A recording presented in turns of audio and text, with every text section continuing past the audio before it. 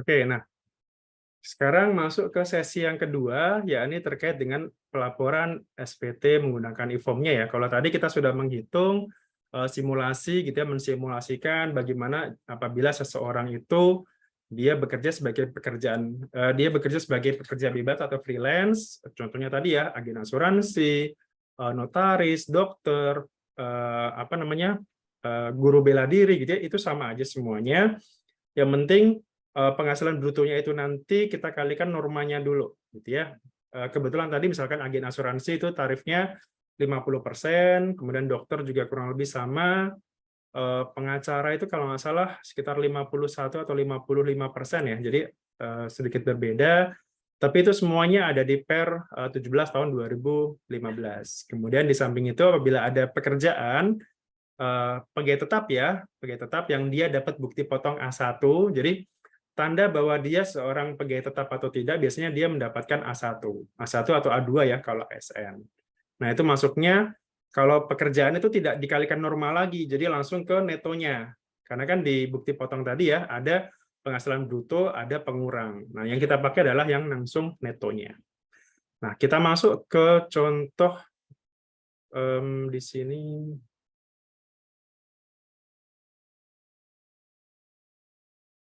Nah, ini ya. Oke, close. Share screen-nya sudah kanan kiri ya. Oke, nah ini ya. Pertama ini adalah 1770 tahun 2022 ya. Kita pastikan 2022. Kemudian kita pilih pastikan di sini pencatatan, bukan yang pembukuan ya. Kenapa? Karena kalau pembukuan ya ini udah berarti udah nggak dipakai lagi gitu ya. Pembukuan artinya kita harus buat laporan laba bersihnya berapa. Nah, kita pakai di sini adalah nah, pencatatan ya di sini. Pastikan kita pilih pencatatan. Nah, kemudian di lampiran pertama itu biasanya kita pasti akan membuka dari yang paling belakang, biasanya lampiran 4. Lampiran 4 itu kondisinya adalah harta, utang, dan juga anggota keluarga. Nah, ini kita isi masing-masing ya. Nah, di sini ada rumah, Alphard, dan sebagainya. Ini bisa kita pakai impor, bisa pakai langsung. Gitu ya. Impor berarti kita butuh CSV di sini. Kita cek di sini CSV-nya. Kita butuh CSV ya di sini.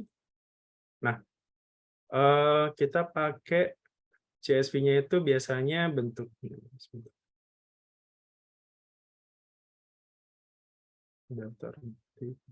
daftar harta di sini ya. Kita coba buka.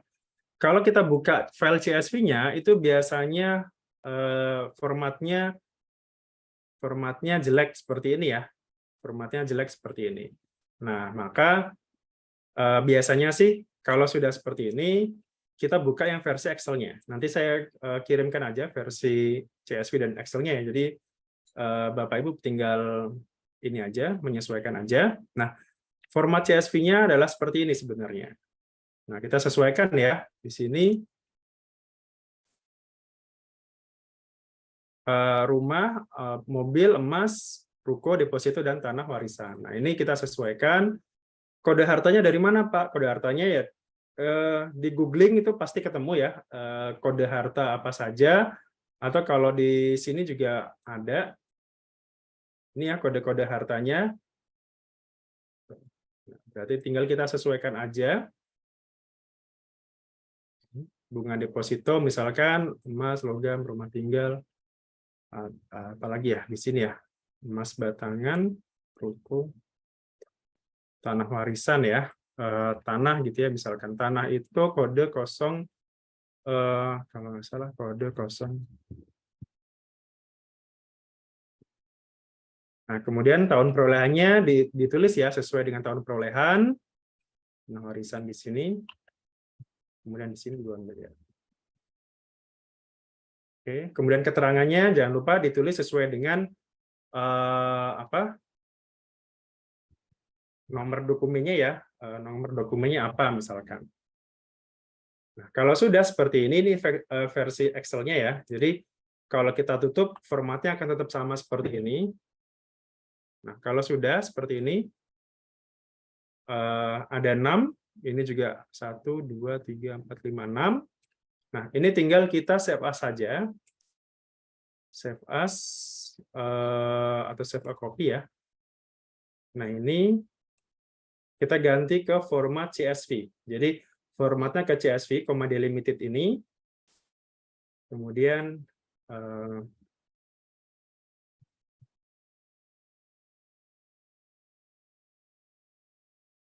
ini under harta ini kita save. Jadi pastikan komanya formatnya ini CSV yang ini delimited karena tadi ada banyak ya CSV, ada yang ini, ada yang pokoknya pilih yang ini CSV saja. Kemudian kita save. Oke. Nah, kalau sudah ini jangan lupa dihapus, di close ya, jangan lupa di close dulu. Nah, kemudian kita balik lagi ke e-form-nya tadi ini. Kita pakai langsung impor di sini. Impor data. Nah, cuman yang harta ini nggak bisa dihapus. Jadi e-form itu menjaga bahwa minimal ada satu harta yang harus diisi. Apapun itu, gitu ya. Minimal. Orang itu kan pasti punya uang tunai ya. Jadi kondisi di akhir tahun itu pasti punya uang tunai. Mau berapapun jumlahnya ya, misalkan cuma 100.000, cuma 10.000, tetap sebaiknya diisi. Jadi jangan sampai harta ini kosong. Gitu. Nah, kita coba impor, kita klik impor di sini.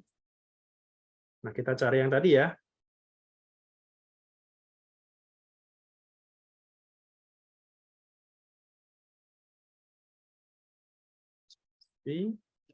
Kita pilih yang ini CSV ya, jangan lupa.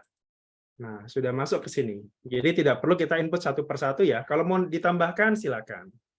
Cuman kelemahannya kalau misalkan kita mau hapus yang di tengah-tengah ini itu nggak bisa. Jadi kalau mau hapus ini dari paling belakang dulu. Jadi 1, 2, 3 akhirnya ngulangin lagi gitu. Jadi itu kelemahan e-form-nya ya. Semoga ya tahun depan sudah bisa diperbaiki ya. Jadi kalau mau hapus ini gitu misalkan ya udah hapus aja. Atau mau diganti gitu ya, misalkan jadi apa gitu. Jadi ini untuk kode hartanya. Jadi tahun perolehan adalah tahun di mana kita mendapatkan atau membeli barang tersebut. Harga perolehan adalah harga perolehannya ya, bukan harga pasar sekarang. Kalau misalkan yang sifatnya liquid kayak uang tunai, tabungan, deposito, itu adalah kondisi per akhir tahun. Jadi saldo terakhir di 31 Desember itu kira-kira berapa? Biasanya kalau pihak bank itu biasanya ada summary-nya, ada rekening korannya ya gitu. Misalkan kayak di kondisi akhir tahun saldo tabungan kita itu ada berapa. Nah, sama seperti saham juga kalau nggak salah ada tiap bulan ada reportnya juga per akhir tahun itu kita punya portofolio apa saja gitu ya, seperti itu. Kita pilih kemudian utang ini ya cuma 3 kita masukkan aja ya, satu persatu kita pilih lembaganya, nama pemberinya, alamatnya, tahunnya tahun 2015. Nah, jumlah peminjaman adalah jumlah saldo per akhir tahun. Jadi misalkan 2015 kita pinjam ke Mandiri 1 miliar misalkan. Kondisi 2022 itu tersisa 765 di sini. Maka ya sudah ini yang kita isi. Jadi bukan yang 1 miliar tapi tersisa saldonya. Ini juga kita tambah.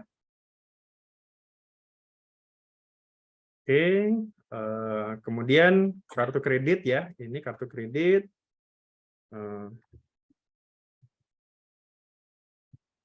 Jakarta 2021.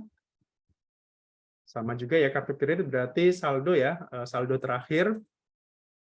Kemudian ini Auto Finance 2016 36. Seperti ini. Ada pertanyaan ini dari Ibu Wiwit. Untuk harta yang kemarin ikut PPS, apakah ada keterangan khusus yang harus dicantumkan di SPT, Pak? Sebaiknya dicantumkan ya di sini ya di keterangannya harta PPS gitu ya misalkan. Karena memang itu harus dilaporkan. Jadi harta yang ikut di PPS kan. Nah, kemudian tahun perolehannya tahun kapan? Tahun di mana harta itu dilaporkan pada PPS. Kan harta PPS kan harta yang sebelumnya tidak ada tapi kemudian ditongol ditulis gitu ya, gitu. Nah, tahun pajaknya berarti tahun mengikuti di mana tahun dilaporkan. Jadi kalau PPS kan 2022 ya kalau nggak salah ya. Nah, berarti misalkan kita tambah di sini gitu ya. Kita tambah di sini misalkan deposito gitu, kemudian deposito dan BC tahun 2022 gitu ya. Berapa? Misalkan sebesar 1 miliar. Kemudian ini PPS. Gitu. PPS nomor ininya berapa gitu ya? Nomor apa namanya? Nomor rekeningnya berapa? Gitu. Harta PPS seperti ini. Seperti itu ya ininya. Kemudian di sini nama anggota keluarga kita sesuaikan yang tadi ya. Yang tanggungan-tanggungan kita tadi. Pertama berarti Dewi Bantara.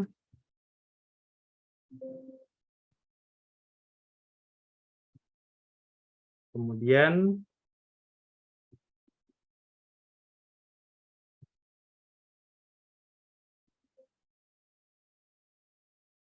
seperti ini ya, kira-kira. Kalau mau ditambahkan semua juga nggak masalah ya sebenarnya. Ditambah Burhan, ditambah ini juga nggak masalah. Karena ini nggak ngaruh, dia nggak akan nge-link otomatis bahwa oh ini kan K1 nih, ini maka cukup ini saja yang ditulis gitu nggak masalah. Kalau mau ditambahkan semuanya juga nggak apa-apa.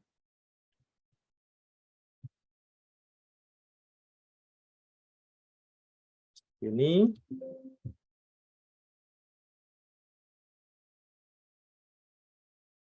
kemudian nambah lagi.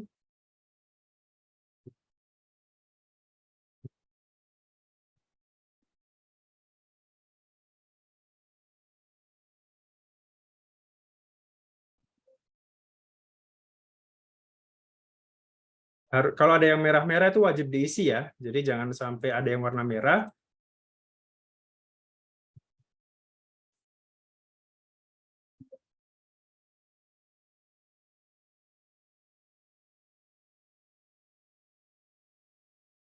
Kurang lebih mau ditambahkan semua juga nggak masalah ya. Kalau adik ya nggak, kan bukan darah apa namanya segaris lurus kan gitu. Jadi ini nggak usah gitu. Cukup yang keluarga inti saja ya seperti itu. Oke, ini sudah semua lampiran 4 sudah. Kita masuk ke lampiran 3 sekarang. Nah, lampiran 3 ini adalah lampiran yang bersifat final. Nah, ini ya kuncinya ada di sini, istri. Karena ini bersifat final tadi, istri kan tadi ya, dia masukkan ke final, dimasukkan ke sini. Maka penghasilan istri ini itu dimasukkan ke bagian nomor 15 di sini. Penghasilan istri dari satu pemberi kerja. Kita cukup masukkan ke sini. Berapa nilainya? 250 ya brutonya. Pajaknya berapa? 22.500. Jadi langsung. Jadi tidak perlu dituliskan dirinci seperti itu. Jadi cukup bruto berapa, pajak berapa. Pak, saya juga punya UMKM, Pak. Saya jualan gitu ya misalkan. Nah, bisa pakai ini. PP 23 ini. Ya, di sini bisa pakai yang ini. Gitu. Jadi, nah, kalau misalkan kita pakai ini, oke. Nah, kita klik ini. Nah, ini adalah penghasilannya ya. Ini misalkan penghasilan dari online misalkan. Penghasilan dari online, misalkan ini peredaran brutonya. Nah, ini 0 ya. Kenapa 0? Karena kan kita balik lagi ke aturan sekarang. Kalau UMKM di bawah 500 juta kan pajaknya 0. Makanya ini sudah menyesuaikan. Kalau dulu ini otomatis langsung ditulis 0,5%. Kalau sekarang dia manual di sini. Gitu. Jadi kalau misalkan kita punya usaha gitu ya, misalkan Pak Wisnu ini jualan gitu ya misalkan. Ya sudah, maka ditulis di sini jualannya berapa. Nah, kalau sudah diisi ya, misalkan ini sampai bulan Desember ya, per bulan ini. Maka kita pilih selanjutnya di sini. Nah, tadi ya kita cek di Pak kalau saya ada yang lain Pak. Tadi kan ada penghasilan dari dividen. Nah, dividen itu kan bukan objek pajak lagi ya. Nah, kita masukkan ke sini sekarang. penghasilan yang tidak termasuk objek pajak. Kemana? Boleh di antara ini ya, nomor 6, penghasilan yang tidak termasuk objek pajak, penghasilan dari luar negeri, yang diperoleh WNA dengan keahlian tertentu, bukan. Penghasilan atau penggantian atau imbalan hubungan dengan pekerjaan yang diberikan dalam bentuk natura, bukan ya, ini penghasilan yang dikecualikan dari objek pajak. Nah, berarti kita masukkan ke sini aja, dividen. Di sini juga nggak ada ya. Nah, kita masukkan ke sini aja. Tadi ya, dividen sebesar 15 juta. Jadi, kita masukkan ke sini dividennya.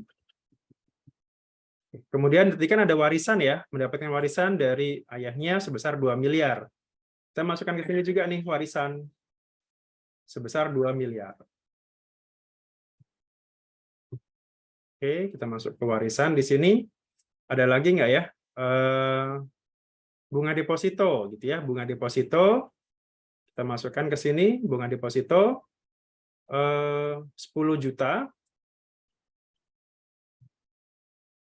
Kemudian pajaknya itu kan 20% ya. Jadi asumsinya berarti 20 juta berarti di sini 10 juta kali 20% berarti 2 juta.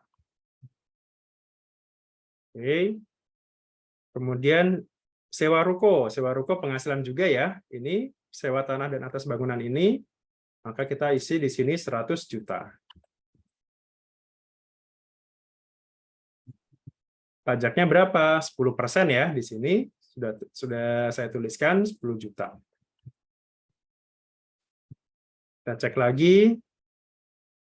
Hadiah undian tadi ya, hadiah undian 500 juta. Kita masukkan ke sini. Undian. Nah, ini ya, hadiah undian 500 juta. Pajak atas undian itu adalah sebesar 25%. Berarti berapa kira-kira? 500 juta kali 25%, Bapak Ibu.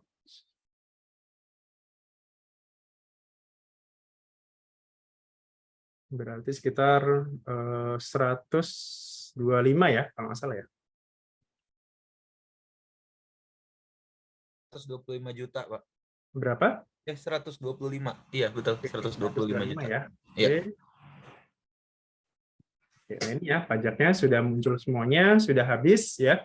1, 2, 3, 4 tadi ya, sama dengan yang di Excel-nya tadi. 1, 2, 3, 4 dividen masuk ke sini ya. Oke, sudah clear ya, SPT-nya sudah masuk semua, yang final dan yang tidak kena pajak. Kita masuk ke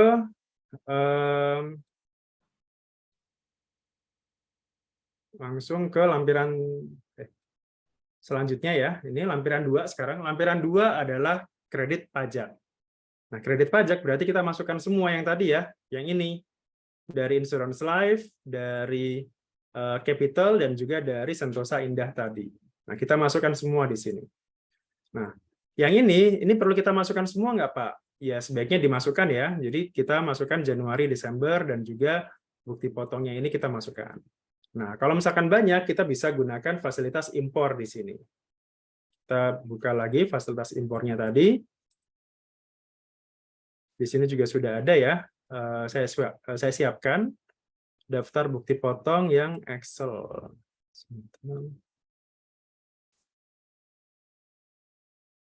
Ini. Oke, ini sudah. Soalnya tadi yang... Oke, nah ini ya, tinggal kita ganti aja formatnya ya, namanya ya, sorry. Namanya di sini jadi PT Insurance Life.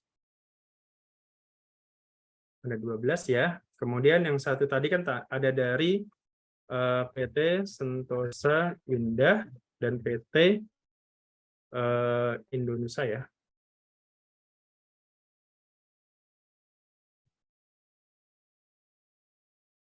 Tadi ada berapa ya tadi ya? Ada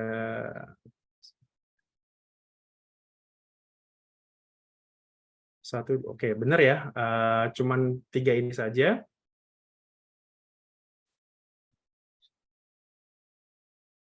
pajaknya ya kita karang, NPWP-nya kita karang aja lah ya. Ini bukti potongnya tadi ya, anggap aja. Bukti potongnya nomornya ya, nah nomornya yang ini. Kalau ini nomornya ya, nomor bukti potongnya ini. Kemudian yang Januari Juli, yang Sentosa itu yang ini ya.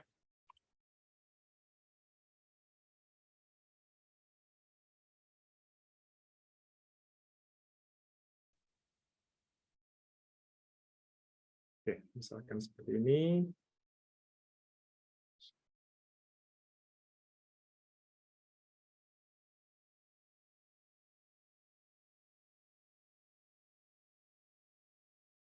Kemudian ini tanggal paling lambat bukti potong itu seharusnya memang dibuat akhir bulan berikutnya ya, paling lambat gitu ya. Jadi kalau misalkan ini ya anggap aja ya paling lambat 31 Desember semua lah ya.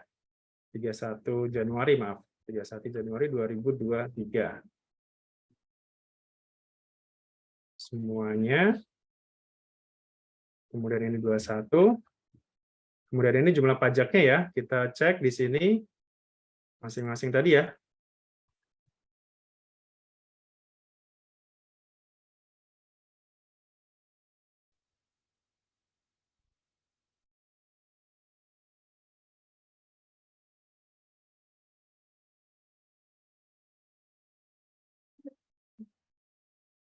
Oke, ini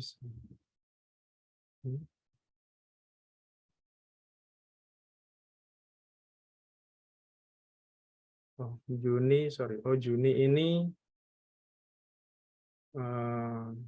tambah ya.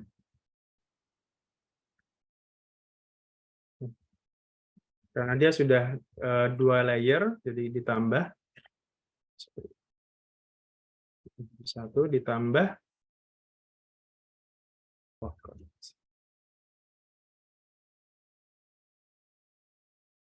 Oke, kemudian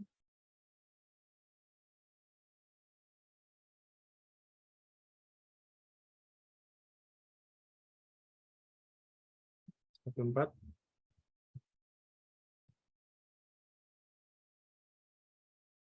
Oh, salah.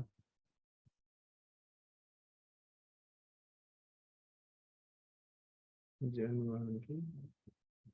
Ya, pastikan kita cek lagi. Kadang ini yang paling susah ya, karena ingin input angka gitu ya. Jadi harus hati-hati.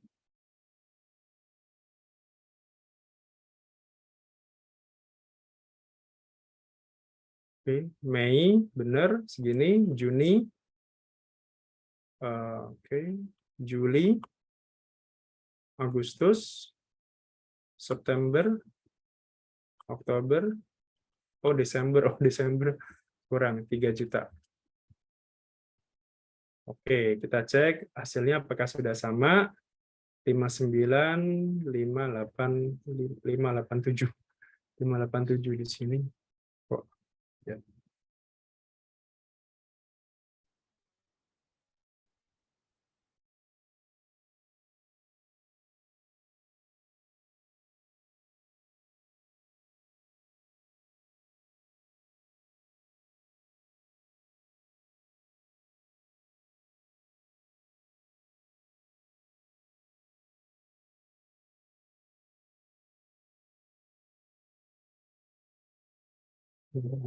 Selisih Rp5 ya. Nah, kita cek nih selisih rupa Rp5-nya, selisih Rp3 ya.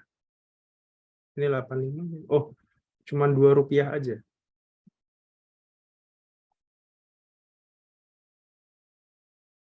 Apa?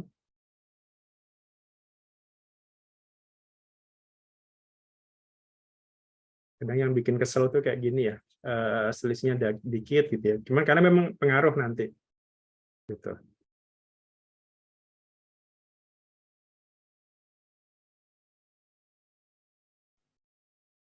Oke. Udah nggak apa-apa. Nanti kita cek lagi. Kita bisa perbaiki secara manual ya nanti ya. Nah, kemudian yang Sentosa Indah tadi ya, kita masukkan bukti potongnya ini, Sentosa Indah 18. Kemudian yang capital itu sebesar 7764. Oke, nah ini sudah semua ya. Nah, sama seperti yang tadi, kita harus save as dulu ke CSV ya. Kita CSV-kan sama ini kita pakai. Oke. Jangan lupa pada saat mengimpor itu kita harus di close dulu ya. Nah, kemudian kita masuk lagi ke sini, kita impor datanya, semoga berhasil. Nah, format tidak sesuai. Nah, kadang-kadang ini yang susah. Nah, kita cek lagi ya, kenapa salahnya.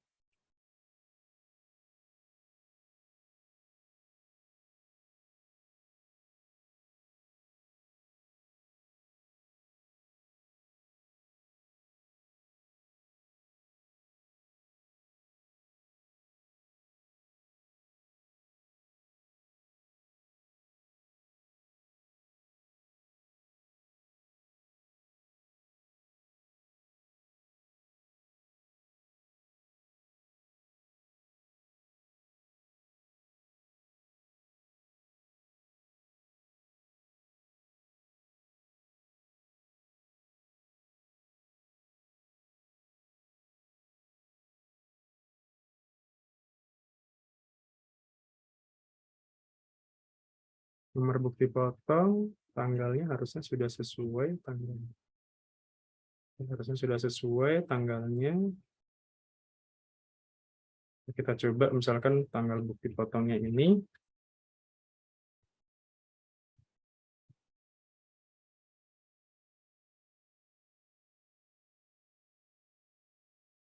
Oke, kita coba lagi.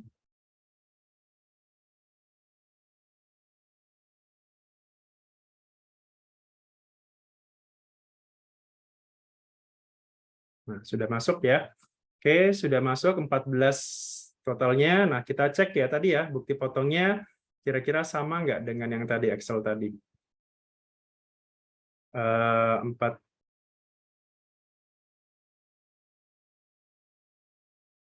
42, 418, 487.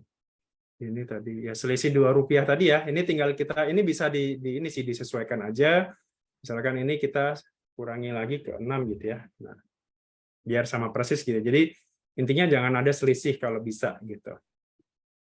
Nah, kalau ini sudah bukti potongnya ya tadi ya, kita bisa pakai impor, jadi nggak perlu input satu persatu.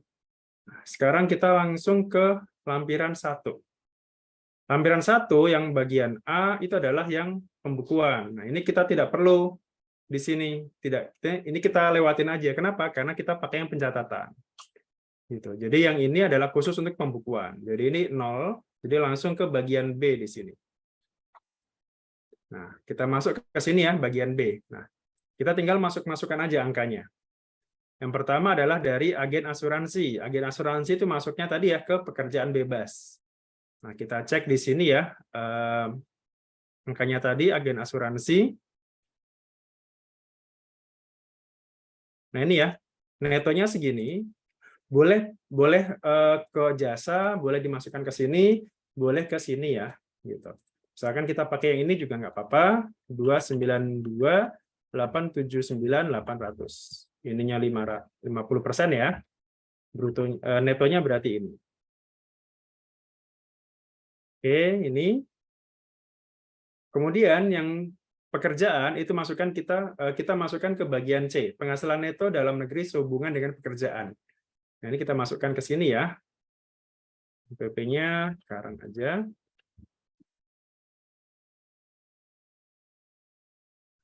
Namanya tadi ya, PT Sentosa Indah.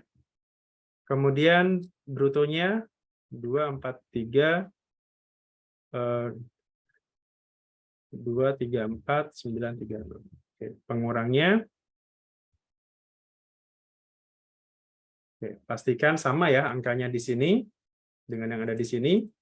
Kemudian kita tambah lagi.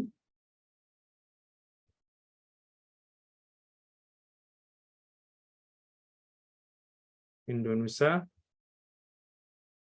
Capital, penghasilan netonya ini ya, 159, penghasilan bruto dulu ya, 170, 404, 93. Nah, ini pastikan juga sudah sama. Ini adalah penghasilan neto ya, pastikan sama dengan yang ini. Nah, kemudian yang terakhir, penghasilan keuntungan penghasilan dalam negeri lainnya. Nah, berhubung ini tidak ada di sini, itu kan berarti penghasilan lain-lain ya. Nah, kita masukkan ke sini, yang bagian D, penghasilan dalam negeri lainnya. Ke bagian apa? Ke bagian yang ini.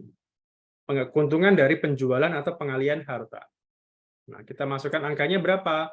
Langsung sebesar 100 juta. Oke, sudah. Maka kalau sudah seperti ini, udah masuk semua. Penghasilan dari kegiatan usaha atau pekerjaan bebas, ini hasilnya. Pekerjaan dari sini, yang ini ya. Kemudian dari penjualan mobil yang ini. Jadi semuanya sudah klop, sudah masuk. Nah, kalau sudah seperti ini, tinggal kita masuk ke induk saja. Nah, induk itu kebanyakan sudah hitung secara otomatis. Nah, ini ya, statusnya KK. KK itu artinya ya sudah, penghasilan istri tadi ya, cukup dimasukkan ke final. Kalau memilih MT, maka mau nggak mau nanti harus ada proporsi antara suami dan istri. Gitu. Makanya sebaiknya sih, biar gampang, ya udah masukkan ke sini aja. Kemudian tadi ya, PTKP-nya berapa? PTKP-nya adalah K1 ya. Maka kita pilih K1. Oke. Nah, pastikan angkanya di sini sudah benar semua, sesuai yang sudah kita hitung tadi. Yang ini ya, tadi ya.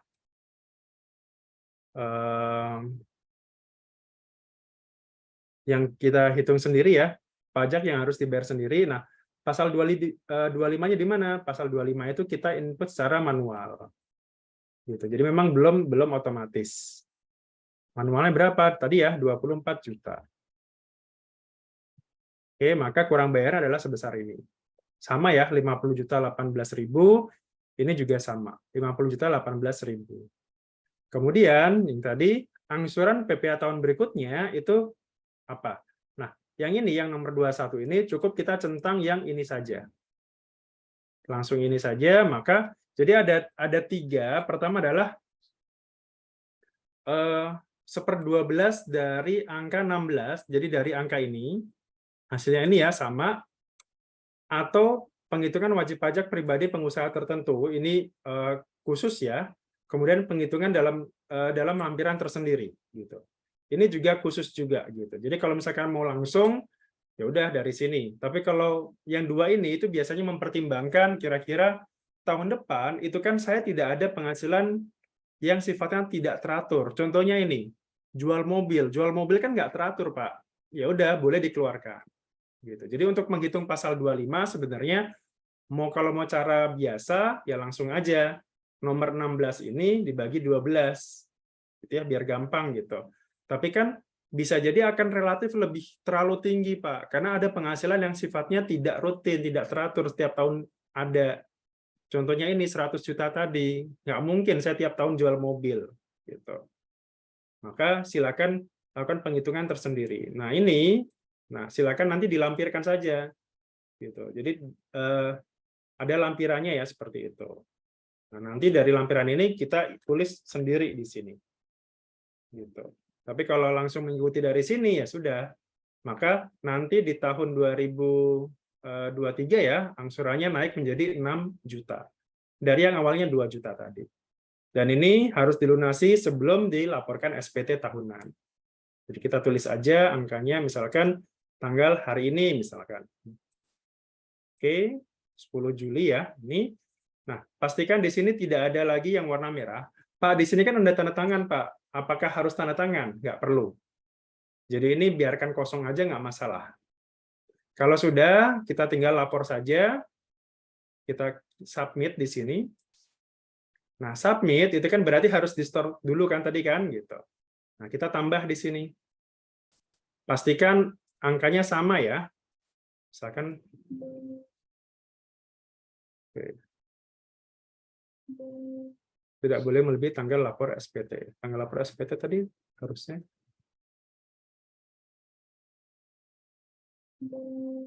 Oke, kita cek. Nggak ada error tadi. Saya pilihnya tadi tanggal berapa ya? Ini ya, misalkan. Kemudian nilainya harus sama persis ya, 50, 08. Oke, kemudian NTP-nya berapa ya? Oke, seperti ini ya. Kemudian unggah lampirannya tadi ya. Ini harus diunggah. Pertama, rekapitulasi peredaran bruto ya. Ini kalau bagi yang norma, jadi rekapitulasinya kayak tadi ya di contoh soalnya aja, atau ya pokoknya UMKM gitu ya, kan rekapitulasi bruto berapa gitu ya, Januari, Februari berapa tadi. Plus bukti potongnya juga ini diunggah ya, kalau bisa diunggah yang dua tadi dari Sentosa. Kemudian dokumen lainnya apa? Contohnya tadi ya, misalkan penghitungan pasal 25 tersendiri. Nah, ini harus diubah. Minimal ada satu di sini yang harus diunggah, yakni peredaran usaha. Dan ini maksimal 5 mega ya, jadi nggak boleh besar-besar. Jadi kalau lebih dari itu, ya udah mau nggak mau harus dikompres. Dan formatnya harus PDF. Nggak bisa Excel, nggak bisa Word, nggak bisa RAR gitu ya, harus PDF. Mau Nah, nanya, maaf, ya, sorry, maaf mau nanya, kalau yang peredaran usaha ini berarti harus di print dulu kah, terus ditandatangan, terus kita scan baru kita upload, atau boleh. cukup dari Excel aja kita PDF-in? Nggak masalah Pak, nggak ada format bakunya. Yang penting bentuknya Oh, PDF Pak. Gitu. oh, oke. Nggak Jadi perlu pakai tanda tangan segala berarti ya? Nggak nggak, kayak yang badan ya? nggak perlu nggak apa-apa sih kalau orang pribadi. Oh, gitu. Oke, oke. Gitu. Karena takutnya kalau di print kemudian tanda tangan, di scan kan jadi besar kan filenya kan Iya, biasanya. betul. Ya, jadi cukup yang penting PDF-nya saja. Gitu. PDF. Jadi dari Excel-nya itu di PDF-kan langsung. Oh, gitu. Oke, oke. Baik. Terima kasih. Ibu Evina mungkin mau bertanya? Malam Pak, untuk apa PPh final sekarang kan ada apa surat berharga negara ya, ORI itu kalau itu kan bunganya hanya 10%. Jadi untuk lapornya itu di bagian di PPh nomor berapa? PPh final nomor berapa ya? Yang harta di bagian Bukan untuk bunganya, untuk oh, pendapatan bunganya. masuknya ke sini, Bu. Ya, ya, Ini bunga atau diskonto obligasi. Oh, oke. Masukkan ke nomor 2. Oke, oke. Makasih Pak. Ya. Terus untuk Atau di sini peredaran juga ya, mohon maaf. Boleh dimasukkan ke sini deposito atau surat berharga negara. Tapi kalau masuk ke deposito nanti untuk perhitungan PPh terutangnya, kalau kita ada deposito berarti dia nggak Beda genap. tarif gitu ya. Ya, beda tarif. Ya, tapi ini kayaknya nggak masalah ya. Ini langsung ada dijumlahkan karena di sini tidak. Karena ini, nah saya juga baru nyadar ternyata tarifnya ini dihapus. Jadi biar langsung dijumlahkan. Jadi mungkin Oh, ya. kalau deposito kan 20% ya, sementara sub itu 15 atau 10% kalau nggak salah. 10%, Ya, jadi bisa langsung dijumlahkan di sini, Bu. Oh ya, boleh ya. Boleh, boleh. Oke. Terus untuk yang apa file yang diunggah Pak, misalnya saya bukan UMKM, cuma saya komisaris di CV, jadi saya pengambilan uang dari CV untuk kepentingan pribadi kan, atau gajinya kan tidak bukan objek pajak, tidak dikenakan PPh. Kemarin saya pernah tanya, katanya yang kami tidak ada bukti potong. Katanya kalau nggak ada bukti potong harus pakai yang 1721 ya. Bukti potong 1721 maksudnya. Kita nggak ada bukti potong Pak, karena gaji kami bukan objek pajak, jadi nggak dipotong PPh 21. Iya. Jadi kalau kita pakai form yang sekarang ini, untuk unggah lampiran ini kan untuk peredaran usaha, kita nggak ada peredaran usaha sih, cuma gaji dari CV gitu aja. Oh, kalau itu berarti ya boleh, kalau CV itu berarti langsung masukkan ke sini aja. Kan kalau tadi itu masuknya ke sini ya, ke bagian 1770 lampiran 3, bagian B, bagian laba yang tidak terbagi atas saham. Nah, masukkan ke sini Bu ya. Gitu. Tapi kalau pakai form 1770 itu dia kayaknya harus ada unggahan file ya, kalau nggak bisa dilapor. Iya, nah kalau untuk file sih nggak apa-apa sih. Mestinya ya boleh aja kayak semacam surat pernyataan boleh atau semacam peredaran eh, apa bukti prive yang kita ambil itu berapa atau laporan keuangan CV kita juga silakan aja. Atau rekapan prive juga boleh ya. Boleh gitu. Yang penting Jadi ini harus diunggah satu memang. yang nomor 1 harus diunggah gitu ya. Iya, Oke oke. Makasih Pak. sama-sama. Jadi memang ini harus ada yang diunggah. Nah, kalau kayak tadi ya CV direktur dari CV kan nggak ada peredaran usaha Pak.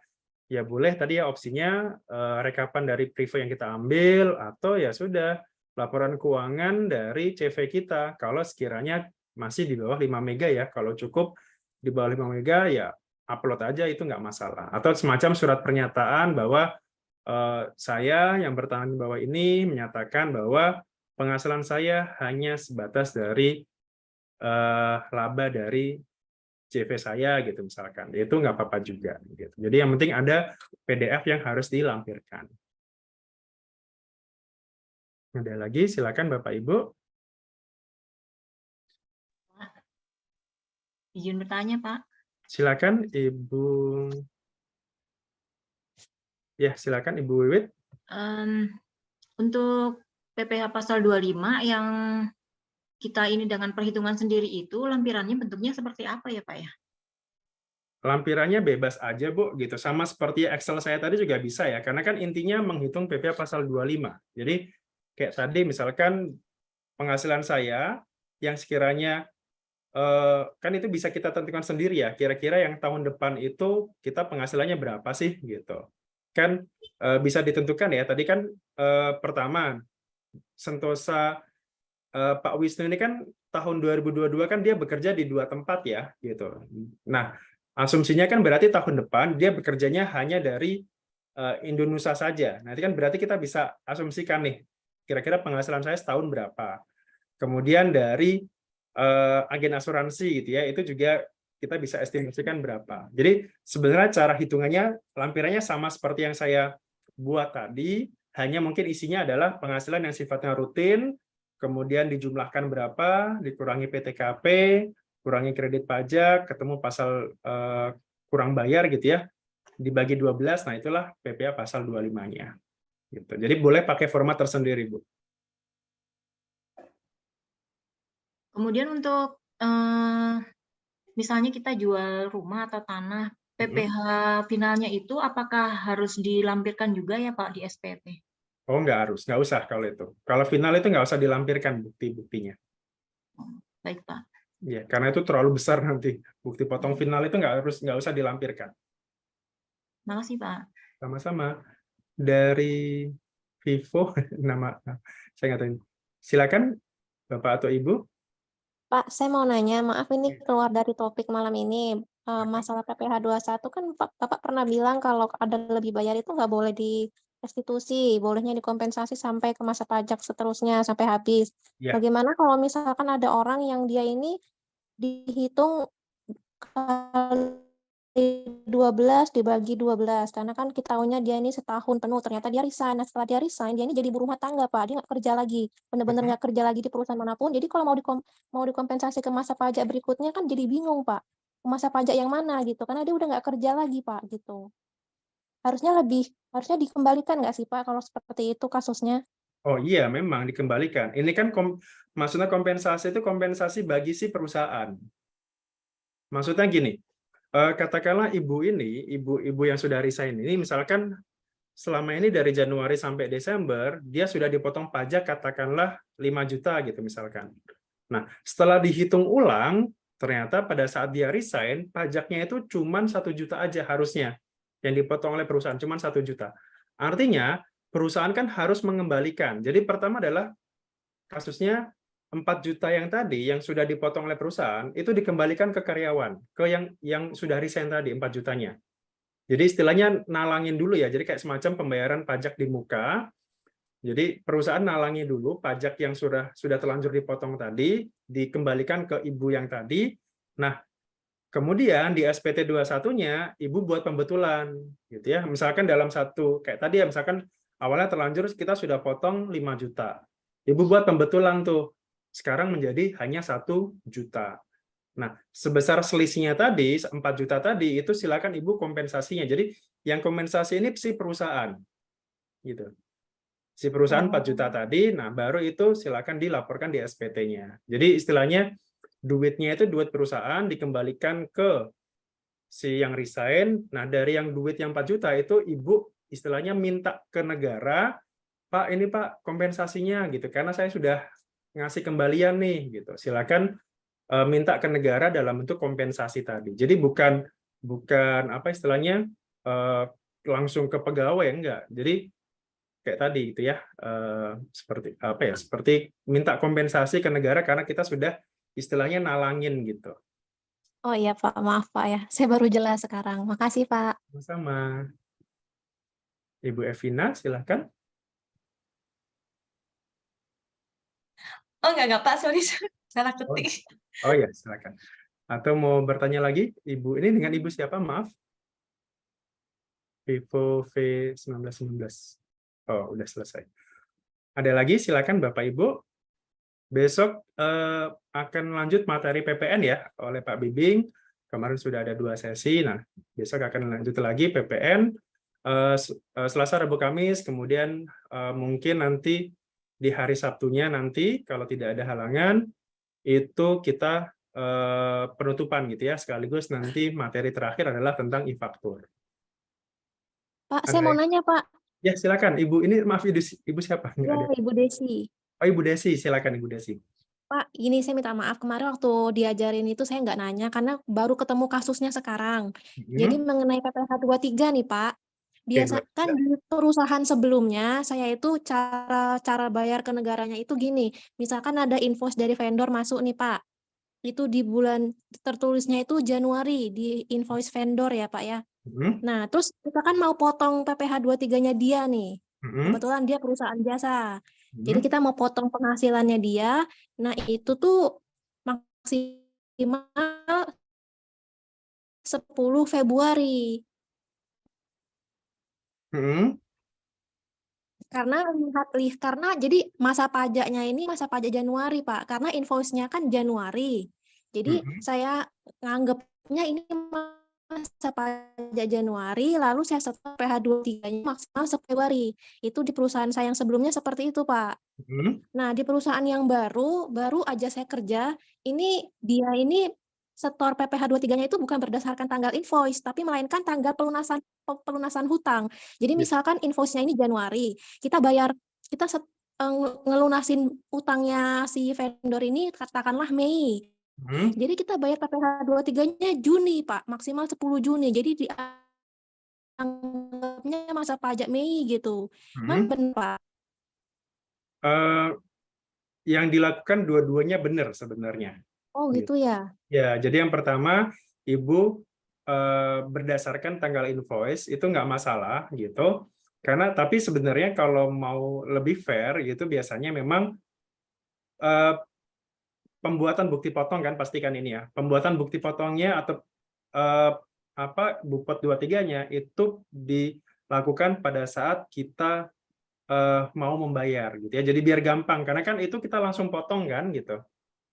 Jadi misalkan dari vendor misalnya kan katakanlah 10 juta fee-nya gitu ya.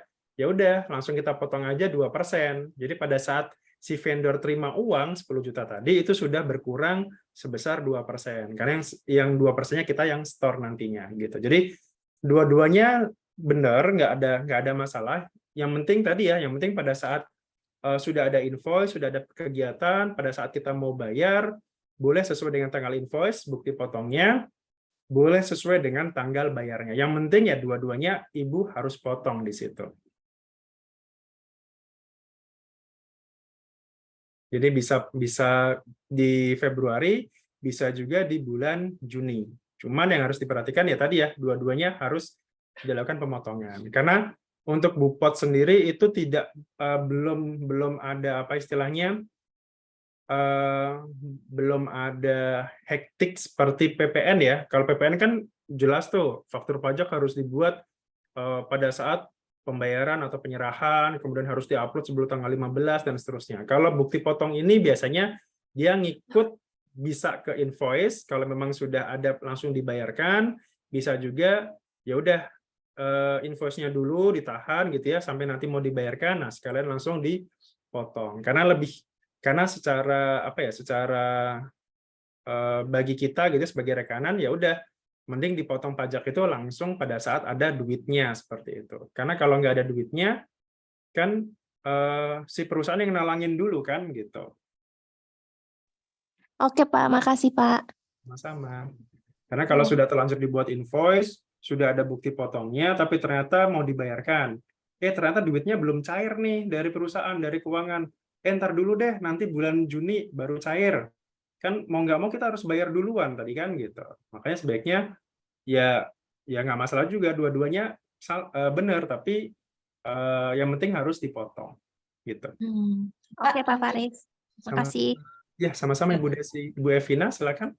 Sorry, lanjut dengan pertanyaan tadi. Jadi kalau misalnya kita potong saat pembayaran, masa pajak bulan pembayaran gitu ya? Iya, bulan pada Iya. saat dilakukan buat bukti potong tadi, Bu. Oh, oke. Thank you. Karena kan dia mengikuti tanggal bukti potongnya ya, gitu. Ada lagi, silakan. Masih ada sekitar 10 menit sebelum jam 9. Atau kalau misalkan tidak ada lagi pertanyaan, semoga pembahasan kali ini pada malam hari ini terkait dengan pengisian SPT orang pribadi ya, yang tadi ada studi kasus, semoga itu juga cukup menggambarkan gitu ya dunia kerja gitu, karena memang simulasi PPh orang pribadi itu mungkin hampir sama dengan PPh pasal 21, banyak kasusnya. Dan tadi satu orang itu bisa bermacam-macam penghasilan gitu ya. Contoh misalkan saya di sini ya penghasilan dari ASN, penghasilan dari konten kreator, penghasilan dari mengajar segala macam. Nah, itu semuanya harus dilaporkan gitu. Karena kalau hanya dilaporkan salah satu, ada kemungkinan nanti DJP mengetahui itu justru malah sanksinya akan jauh lebih berat gitu. Jadi sebaiknya ya dilaporkan aja, dihitung pajaknya, kemudian dilaporkan SPT-nya, seperti itu. Tadi ya, prinsipnya adalah benar, lengkap, dan jelas. Sorry, Pak. Satu hal lagi yang pertanyaan tadi. Silakan. Kalau saya ada mencatat utang, misalnya kayak tadi Bu siapa bilang invoice-nya bulan Januari. Di bulan Januari saya ada catat utang sesuai dengan invoice. Jadi apakah saya harus potong saat Januari atau masih bisa potong saat pembayarannya? Soalnya kalau bisa nanti di akhir tahun ada, kemudian saya ada utang jasa nih, utang untuk biaya jasa. Kalau direkonsiliasi kayaknya nggak pas ya, karena kalau saya nggak potong pada Kalau saat sudah lewat tahun gitu ya? Iya. Iya, nah itu juga, tapi ya itu resikonya di situ. Makanya sebaiknya kalau memang kalau sudah mendekati akhir tahun sih sebaiknya kalau rekonsiliasi sih sebaiknya itu ya uang yang keluar itu sama dengan uang yang mestinya bukti potongnya sesuai dengan uang yang keluar gitu. Jadi biar match aja nanti pada saat rekonsiliasi gitu. Karena kalau sudah lewat tahun si rekanannya juga susah gitu. Ini mau dikreditkan di tahun berapa gitu. Karena penghasilannya keburu diakui sementara bukti potongnya belum dapat. Itu yang kadang repot gitu. Jadi makanya jangan terlalu jauh juga ya. Misalkan invoice-nya dibayarkan, misalnya sudah dibayarkan ditagih gitu ya, sudah ada invoice Januari, tapi baru dibayarkannya Agustus, kan rentangnya terlalu jauh. Tapi masih 1 tahun. Tapi kalau invoice-nya Agustus, tapi dibayarkannya atau bukti potongnya itu nanti di Juli tahun depannya, kan itu sudah beda tahun tuh. Nah, kasihannya adalah dia sudah terlanjur mengakui pendapatan, tapi dia nggak bisa mengkreditkan pasal 23. Kenapa? Karena bukti potongnya belum ada. Nah, itu yang kadang kasihan rekanannya seperti itu. Oh, Pak, kalau kayak gitu kasusnya kita bisa dikreditkan pada tahun yang Iya, pada tahun di mana kredit pajak di situ gitu. Jadi misalkan bukti potongnya tahun 2023, ya udah dikreditkan di tahun 2023. Walaupun penghasilannya di 2022 itu nggak masalah ya. Eh Biasanya kita udah akui Sebenarnya sih nggak sebagai masalah ya kalau menghitung aturan kan yang penting dikreditkan kan sebenarnya gitu. Hanya memang pasti nanti ya paling ada selisih di ekualisasinya pasti akan ada selisih sih. Cuma nanti tinggal dijawab aja ini penghasilan sudah laporkan di tahun berikutnya, bukti potongnya saya laporkan di tahun berikutnya lagi. Oke, thank you Pak. Sebenarnya nggak masalah. Harusnya nggak masalah ya pada saat diekualisasi. Sepanjang memang benar tadi ya, benar-benar di bukti potongnya benar dan pendapatannya juga sudah dilaporkan. Gitu.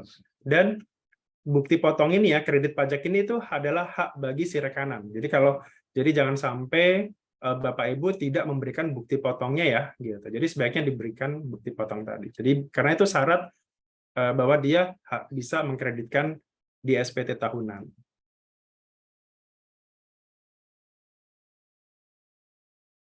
Oke, kalau tidak ada maka demikian yang bisa saya sampaikan. Mohon maaf sekali lagi kalau ada kekurangan. Tadi sore saya sudah share materi terkait dengan Natura ya, sedikit penjelasan mengenai Natura tadi. Jadi di PMK 66 itu mengatur batasan dan juga jenis Natura yang tidak kena pajak. Gitu. Maka artinya apapun jenis Natura atau kenikmatan yang tidak ada di PMK itu, maka itu adalah objek pajak. Gitu ya. Jadi cara membaca sederhananya seperti itu. Nah, untuk masalah teknis bagaimana nanti penghitungannya di pasal 21, bagaimana nanti pengurangan di SPT tahunannya, nanti mungkin akan ada aturan-aturan teknis tambahannya. Nanti juga kalau sudah ada clear ya tentang materi itu, nanti kita coba buat kelas tersendiri nanti mengenai batasan Natura tadi. Gitu ya. Itu saja yang bisa saya sampaikan malam ini. Sampai jumpa lagi minggu depan ya, insya Allah. Selamat malam, selamat istirahat Bapak Ibu semuanya. Besok kembali lagi dengan materi PPN ya, pertemuan ketiga. Selamat malam. Assalamualaikum warahmatullahi wabarakatuh. Waalaikumsalam warahmatullahi wabarakatuh. Makasih Pak. Sama Bapak Ibu. Saya izin off record-nya.